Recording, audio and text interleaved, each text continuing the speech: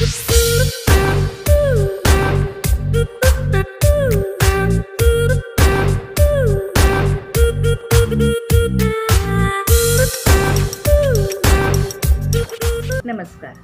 मैं अल्पिता बासा परिस्पर्श इस सोच विचार कहानी संग्रह में आप सभी का स्वागत करती हूँ।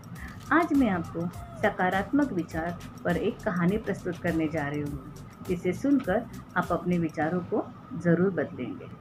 किसी एक नगर में एक ब्राह्मण रहा करता था। उसके घर के कोने के आंगन में एक नेवली भी रहा करती थी। जिस दिन ब्राह्मण के घर उसके पत्नी ने अपने पुत्र रत्न को जन्म दिया, उसी दिन घर के कोने के आंगन में नेवली ने भी अपने पुत्र को जन्म दिया। लेकिन पुत्र को जन्म देने के बाद नेवली अधिक देर तक जीवित न रह सकी। जब ये बात ब्राह्मण पत्नी को पता चली तो उसे दया आई।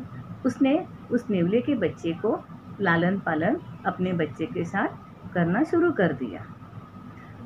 यहाँ पे नेवले का बच्चा और ब्राह्मण का बच्चा दोनों भी बड़े हंसी खुशी से खेलकर बड़े हो रहे थे। जैसे चांद अपनी कला दिखाता है, वैसे ही वो ब्राह्मण का बच्चा और वो नेवले का बच्चा धीरे धीरे अपनी कलाओं के साथ बढ़ते चले जा रहे थे। लेकिन एक मानव स्वभाव होता है और मानव स्वभाव के अनुसार ही भले ही वो ब्राह्मण का बच्चा छोटा था और नेवले का बच्चा छोटा था, उनमें अधिक घनिष्ठ मित्रता हो गई थी। दोनों एक दूसरे के संग साथी हो गए थे। लेकिन ब्राह्मण की पत्नी उस नेवले को देखकर हमेशा शंकित हो जाती थी। उसे हमेशा एक डर लगा रहा करता था कि ये नेवले के बच्चा एक प्राणी है, एक जानवर है, कहीं मेरे बेटे को कुछ कर ना दे। तो हमेशा वो डरी हुई रहती थी, कभी कभी शंकित होकर भयभीत भी हो जाती थी। दोनों पे हमेशा नज़र रखते थे। ऐसे ही ये दोनों बड़े होते गए। एक दिन की बात है, ब्राह्मण की पत्नी को तालाब पर पानी भरने जाना था। उसने अपने पति ब्राह्मण से कहा, जरा घर पे अपना ध्यान रखो, मैं तालाब से पानी भर के आती हूँ, तब तक तुम अपने बच्चे की ओर ध्यान दो, वह अभी सोया हुआ है। ब्राह्मण ने ठीक कहा। वो पालने में वो ब्राह्मण का बच्चा बड़े आराम से शांति से सोया हुआ था और वही नीचे कोने में नेवले का बच्चा भी सोया हुआ था। ब्राह्मण अपने काम में व्यग्र था। उसकी पत्नी तालाब पर पानी भरने चली गई। तभी अचानक यह हुआ कि कोई एक यजमान बाहर से आया। दरवाज़ा खटखटाया और ब्राह्मण से कहा, बहुत ज़रूरी काम है, आपको मेरे साथ आना पड़ा। ब्राह्मण थोड़ा पहले चिंतित हुआ, लेकिन बाद में उसने सोचा, बच्चा तो पलंग पे सोया हुआ है, वैसे तो नेवला नीचे बैठा हुआ है, तब तक मैं जाकर आता हूँ, बच्चा तब तक सोएगा और आराम भी करेगा और वह जाकर भी आएगा, उसका काम भी हो जाएगा। ब्राह्मण नेवले के भरोसे घर से बाहर चला गया। तभी एक बड़ी विचित्र सी घटना हो गई। घर पे कोई नहीं था, पता नहीं, लेकिन संयोग की बात है, उसी समय ब्राह्मणी के घर में एक काला सांप घुस गया और वो काला सांप सीधा कमरे के अंदर से चलते चलते बच्चे के पलंग के पास आ गया और बच्चे के पलंग के ऊपर चढ़ने लगा। जब ये नेवले ने देखा तो नेवला समझ गया कि यह उस बच्चे को कुछ ज़रूर करने वाला है, ये बच्चे को डसने वाला है या बच्चे को कुछ खाने वाला है। नेवला तुरंत उसके ऊपर झपट पड़ा। उसने बड़ी स्फूर्ति से, अपने ताकत से वह उस सांप से लड़ाई करने लगा। लेकिन सांप तो बड़ा ताकतवर था। उसने नेवले को कई जगह काटा, घायल कर दिया, जख्मी कर दिया। फिर भी नेवला टस से मस न हुआ। उसने अपनी ताकत से उस सांप के टुकड़े टुकड़े कर दिए। सांप मर गया, लेकिन नेवला घायल हो गया। वहीं वह बालक के पलंग के नीचे बैठा ब्राह्मणी की राह देखने लगा। बच्चा तब भी बड़े आराम से सोया हुआ था। यहाँ ब्राह्मणी तालाब से पानी भर के अपने घर की ओर चल पड़ी।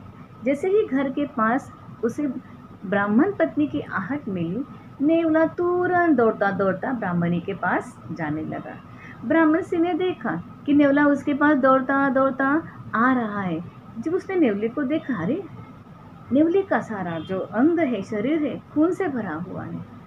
मानव स्वभाव, मैंने पहले भी आपको कहा था, उस स्वभाव के अनुसार उसका मन शंकित हो उठा। उसने सोचा, जरूर इसने मेरे बेटे पर कुछ तो किया है, मेरे बेटे को घायल किया है, मेरे बेटे को मारा है। इसका मन इतना शंकित हो गया, भयभीत हो गया कि उसने उस नेवला जब उसके पास दौड़ के आया, उसने वो अपने सर पे भरी हुई पानी की जो घाघर थी, पटक के उस नेवले के सर पर मार दी। पानी का भरा जो घड़ा था, यानी जो घाघर थी, जो पानी का घड़ा जो उसके नेवले के सर पे गिरा, नेवला वो घाव सहन नहीं कर पाया, वहीं पे मर गया, गत प्राण हो गया, बेचारा निस्तेज हो गया। ब्राह्मणी दौड़ती हुई अपने घर के अंदर आई, कमरे में गई अपने बच्चे के, देखती है तो क्या, बेटा बड़ा आराम से शांति से सोया हुआ है। लेकिन उसके आसपास उसने जब देखा तो देखा कि खून पड़ा है और काले सांप के टुकड़े पड़े हुए हैं। वह तभी समझ गई कि जरूर यहाँ पे सांप आया है और नेवले ने उसको मार गिराया है। लेकिन हाय, अब क्या कर पाती वह?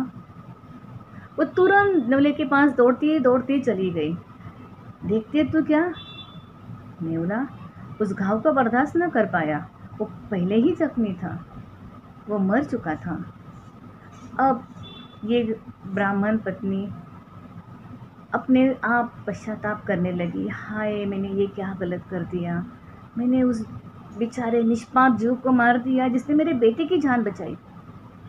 लेकिन पश्चाताप से घिरी वह नेवले के पास रो रही थी, लेकिन पछता कर क्या फायदा, बिना विचारे जो करे सो पाछे पछताए। मुझे इस कहानी द्वारा आपको यही बताना है कि आप बिना विचारे, यानी आप जो सोचोगे आप वैसा ही करोगे। ये मैंने आपसे क्यों कहा, क्योंकि ब्राह्मण पत्नी ने भी उस नेवले के बारे में हमेशा वही सोचा कि शायद ये नेवले का बच्चा जो है मेरे बेटे को कभी ना कभी घायल करेगा। और जब ये शंकित मन ने जो सोचा उसे वैसा ही लगा और उसने उस नेवले को मार दिया। दोस्तों, हमारा दिमाग ही हमारा दोस्त होता है और हमारा दुश्मन भी। जो सोचोगे वही पाओगे। हमेशा हमें सही सोच और सही विचार रखने चाहिए, यही तो हमारे सकारात्मक विचार है। लेकिन इस सकारात्मक सोच को हम अपने जीवन में कैसे अपनाएंगे, इसके लिए एक मंत्र है, छोटी सी बात है। हम हमेशा अपने लिए कहते हैं कि मैं हूँ, मैं। तो हम कभी कभी क्या, बहुत सारे लोग हमेशा कहते रहते हैं, अरे मैं ना एकदम बदकिस्मत हूँ, अरे मेरे नसीब में तो ये भाग्य ही नहीं है, अरे क्या बताओ, मेरा दिमाग ही काम करना बंद कर दिया है। तो ये हम अपने बारे में जब हम कहते हैं, हम अपने बारे में सारी नकारात्मक चीज़ें कहते हैं, मैं नाकारा हूँ, मैं बदकिस्मत हूँ। इसमें क्या हो गया, हमने दिमाग को अपने वही सोच दी, वही विचार दिए, तो धीरे धीरे ये विचार अपने आप हमारे शरीर के अंदर उतरते रहते हैं। क्योंकि दिमाग इतना ताकतवर है, जो सोचता है वही वो हमारे शरीर पे अपनाता है। तो हमें क्या करना है, हमारे अवचेतन मन जो है, हमारा अवचेतन दिमाग में, यानी सबकॉन्शियस माइंड में हमें यह विचार डालना है, मैं ताकतवर हूँ, मैं भाग्यशाली हूँ, मैं होशियार हूँ। दोस्तों, जब हम अपने बारे में सकारात्मक अच्छे बातें सोचेंगे, बोलेंगे, मानेंगे, मैं सुंदर हूँ, मैं होशियार हूँ, तो क्या होगा, अपने आप अपना दिमाग जो है, हमारा जो सबकॉन्शियस माइंड है, अपने आप ये सोच को हमारे शरीर पे अमल करना शुरू कर देगा, जिससे पॉजिटिविटी आएगी। हम हमेशा अच्छा सोचेंगे, हमें हमेशा आनंद जो होगा वह आएगा। तो ज़रूरी है कि हमारे शरीर में ये खुशियाँ लाने के लिए हमें पॉजिटिव सोचना, क्योंकि इन शब्दों से ही हमारी ताकत मिलती है और हमारी लाइफ में ये शब्द बहुत यानी बहुत मायने रखते हैं। अंत में यही कहना चाहूँगी, हमारा दिमाग ही हमारा दोस्त है और दुश्मन है। सही सोच और सही विचार ही अपने जीवन में हमें अपनाना चाहिए और खुशियों की ज़िंदगी हमें बड़े खुशियों से सकारात्मक रूप में जीना चाहिए। धन्यवाद।